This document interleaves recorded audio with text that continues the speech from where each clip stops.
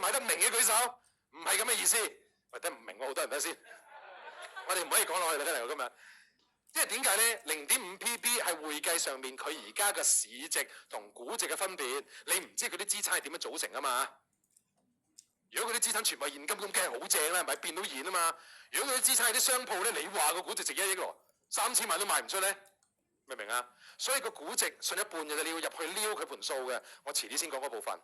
即係當你願意學到嗰個 level 嘅時候，我哋咪一隻股票打開個財報睇2分鐘望完啦，到時先望我哋呢個。咁但係即係我幫你睇過 OK 嘅正常嘢，係幾樣嘢都打緊折，而且佢仲要派緊息嘅。現價嘅佢都仲派緊幾多息？你已經話啦，係咩阿 Sir 有啲咁嘅嘢咩？香港係啊，係啦，係啦，我已經講咗呢個3幾個月啦，應該買齊㗎啦。咁咪，我覺得而家都仲係一隻幾唔錯嘅嘢嚟嘅，係啦，就係咁咯。即係我唔係已經買到，我覺得個注碼夠現價，我覺得佢都仲唔係差嘅，係啦。即係我亦都要揾到啲好過佢嘅，我先要幫襯多啲嘅，係啦。你睇唔睇到呢樣嘢啊？咁但係先講就係咩咧？景福嘅增長係爭啲嘅。而亦都咩咧？4平8穩，穩咩叫穩？啊，考翻嚟啊！今日學嘢啊嘛，2個元素我講咗穩，要不強，要不大，強係點啊？有增長，大係點啊？即係有抄屋事啊！大係點啊？大係市佔高，係景福市佔高定低？低，所以佢一定係比同行平嘅，因為隨時一個浪冚埋嚟，唔係驚佢俾人嗱好極端嘅，俾人收購佢就發㗎啦，俾人用價格戰懟冧佢就執㗎啦。所以景福係要不爆炸，要不執笠，但佢有執笠風險，周大福冇，明唔明啊？咁所以周大福嗰啲亦都會同埋拍到大錢，會反而上得快咯。景福就係、你諗下都賣唔得多，所以大戶係冇乜興趣炒起佢嘅。正常嚟講，明唔明啊？你拍唔到嘛？我第一次落去變5000億正啊！我第一日落去變5億，大戶都要費事零頭費事睬你，明唔明啊？但係呢啲好運，總之一跌就俾我做佢股東做到過世，等佢收購唔好執，唔該，執就 sorry 啦。一齊攋嘢啦，係啦，唉，講到氣都咳啦，真係今日，係啦，滿唔滿意今日啲內容？有冇掌聲啊？呢個，喂，唔好俾佢停啊 ！review 多一隻股票啊，呢隻就想 review 嘅啫。呢間公司 top line 好唔好啊？我之前俾你睇過㗎啦，好掂係嘛？知唔知呢隻咩嚟㗎？呢隻老婆股，年半前揀出嚟㗎啦，嗰陣時唔知4蚊。咁我哋純粹 update 啫，因為我每一季都 update 啊嘛，好得意嘅276喺我哋1年前咧已經由5蚊升到15啦，但係盤數仲上緊喎。半年前咧由15蚊升到30蚊啦，嗰陣時我話佢4平8穩。今日啱啱呢個月最高升到52蚊，不過升突咗啦，佢已經係唔知成100倍 PE 嗰啲嘅，呢個增長好快，而個價格終於追過啦。我就俾你睇咩咧？呢個世界有增長嘅股票先有得炒到咁嘅。係啦，所以唔好因為啱啱有幾隻股票係個資產平，淨係買資產平嘅股票，明唔明個分別啦？應該要平衡成個倉位，係啦。喂，今日聽啲好新鮮啊！如果你平時跟我聽多啲指數啊、期權啊、短炒中線策略咁樣罩住佢嗰啲咧，係咪今日啲嘢幾新鮮啊？係啦，其實呢個先至係我啊，所以我成日話你未知我有幾勁啊你。喂，有掌聲啊呢個，係啦。同埋一到季度視野咧，喂，我分享一下咧，其實呢扎嘢我係點樣整合，由點樣學到點樣用嗰啲經驗，想唔想聽下？喂，有冇大啲掌聲先呢個？係啦，因為咧呢個嘢同咩咧？我嚟緊啊，一啲大計有關嘅。嗱，講到來年大計咧，其實我想講咧，我第一份嘅專業咧，其實唔係做股票啦，大家知啦。我而家先係一個全職投資者嘅啫。我第一份做咩啊？牙醫生係咪？我成日想分享嘅係咧，我人生其實有3個10年計劃嘅目標。第一個10年計劃已經過咗啦，就係做醫生。做醫生又唔係滿足我咁簡單嘅，滿足最緊要係我父母嘅期望。咁佢哋已經滿足咗㗎啦，佢哋唔理我㗎啦已經。而第2個10年就係咩咧？嗰陣時做醫生，大家都可能知我係點咧。我係開嗰啲分店啊，上過市啊，曾經喺主板試過 IPO 嗰啲咧，先累積到啲經驗咧。所以第2個10年咧，我係想專注搞投資嗰啲嘅。而第2個10年咧，尾聲㗎啦，講明啊，教到第7年啦，2-3年後真係退休㗎啦。所以一嚟咧，可能大家知我揾緊接班人係咪？所以你發覺我越嚟越進取嘅，我就算免費翻，我都想將嗰啲嘢盡量講多啲。邊個興趣嘅埋身啲，然後就你睇下攞到幾多得幾多啦咁樣樣。我3年後我應該真係就唔教㗎啦，係啦。咁而喺呢個計劃裏邊咧，我想諗就係咧，其實我唔係今日開始炒股票㗎嘛，即係我今日分享炒股啦。咁我嘅成長之路係點咧？因為其實咧我就幾感恩嘅。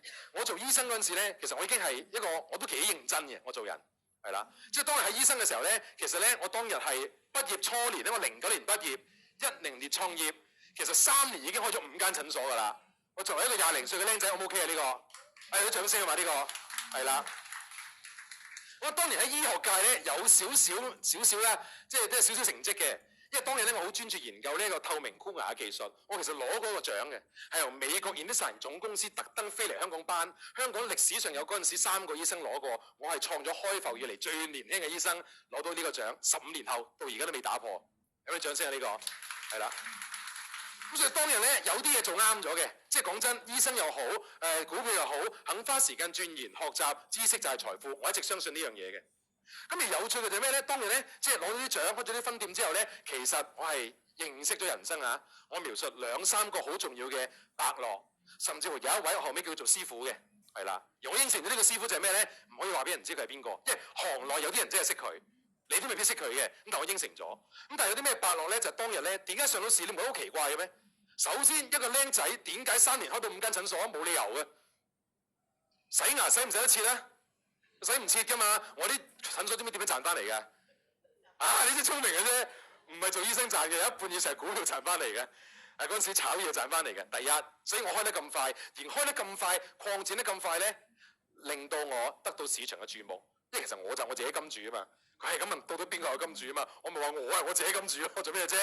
係啦。咁但係因為有個注目啊嘛，嗰陣時亦都參加啲商會啊成咧，有幸係點咧？整牙貪靚係咪？咁啊嗰陣時咧係認識到啲娛樂界嘅猛人，真係好猛嘅，猛到係我自己應該識唔到嘅。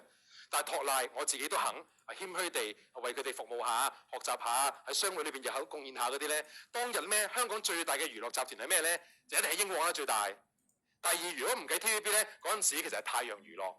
但係太陽娛樂而家喺邊啊？知唔知？即係個大佬喺邊個知唔知啊？邊個啊？阿沈日華係咪？而家點啊？而家行動唔係好方便，但我每一次一去到呢啲咁嘅研討會級別咧，我一定要多謝翻佢嘅。我係點樣上堂出去報課程定係睇書都學唔到任何同上市公司學嘅結構嗰啲相關嘅東西嘅。但係當日就點咧？太陽娛樂就沈日華啦，佢個仔都喺度箍牙嘅。佢香港第一嘅 CEO 叫唐才智，佢老婆全家都喺度睇牙嘅。我當然1蚊都冇收過啦。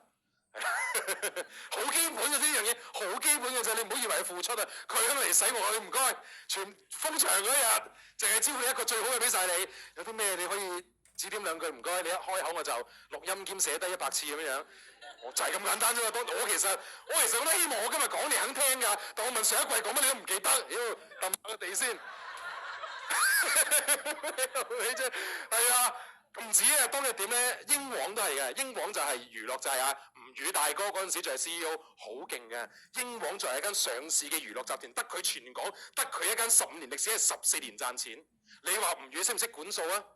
係啦，撇帳呢個字點解？你因為睇咩書都睇唔到，算呢個就係佢當日其中一日飲醉咗教我嘅嘢。哇！吳宇大哥係好飲得嘅，吳宇大哥係一條友嗰陣時飛去唔知中國去，即係原來咧嗰啲娛樂嗰啲版權係猜翻嚟嘅，猜咩啊？猜梅啊！我同阿吳宇大哥參盤係一鋪都未贏過㗎，佢體識中又即係好似知你裏邊開咩咁嘅，不過算啦，呢啲我哋唔應該講嗰啲，我哋講股票係啦。咁 anyway 係啦，咁啊長話短説啦。總之當日咧喺佢哋身上學咗好多嘢之外咧，係識咗一條友，真係行內嘅人，好擅長所有呢啲市場嘅資金啊、盤路啊、大戶部署嗰啲。咁嗰啲後話啦，咁變咗就咩咧？係慢慢形成到。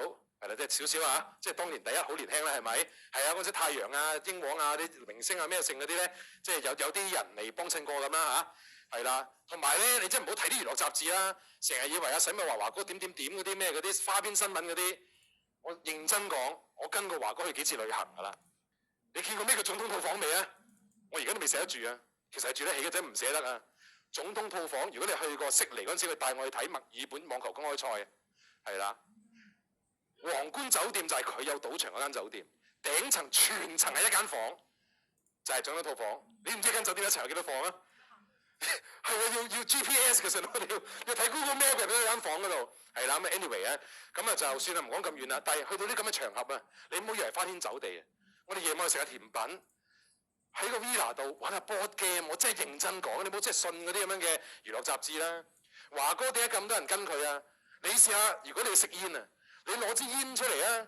佢喺隔離 building 都行過嚟幫佢點煙啊！而佢係過千億嘅身家，香港都有6隻殼啊，係啦。你明所以當日點解咁多人跟佢，而佢可以搞到咁大，而大得滯，真係大得滯。嗰個數係天文數字，全中國你有幾多人啊？嗰啲咁嘅啲富商咧，唔講嗰啲數字啦。Anyway， 總之而家一條友攬晒所有嘢，有排都見佢唔到㗎啦。